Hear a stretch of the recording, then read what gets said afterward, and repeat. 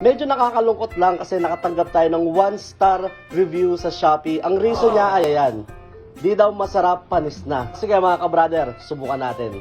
Ka-brother Special Suka nga pala, available to sa Shopee at sa TikTok Shop. Sa mga ka-brother nga pala na bibili ng ating ka-brother Special Suka, habang tumatagal pala to, lalong sumasarap. Kaya hindi namin maintindihan bakit nagkaroon tayo ng review na panis daw. Pero subukan natin ngayong araw. Meron tayo ditong crispy balat ng manok.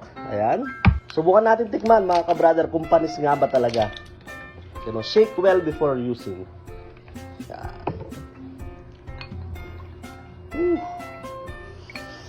Subukan natin dito sa balat ng manok. Dahil nga medyo matagal na to, nasa 7 days na to, mas sumarap siya mga ka-brother.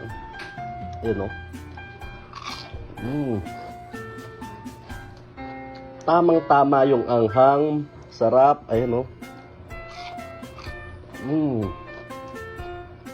Etong ka-brother Special Suka pala natin, perfecto sa mga lechon, inihaw, at lalong-lalo na sa mga crispy na pagkain.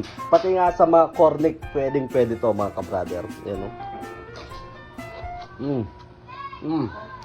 Sa mga ka-brother na gustong umorder, nilalagay namin yung Shopee link sa comment section or i-click nyo lang yung yellow basket. Maraming salamat.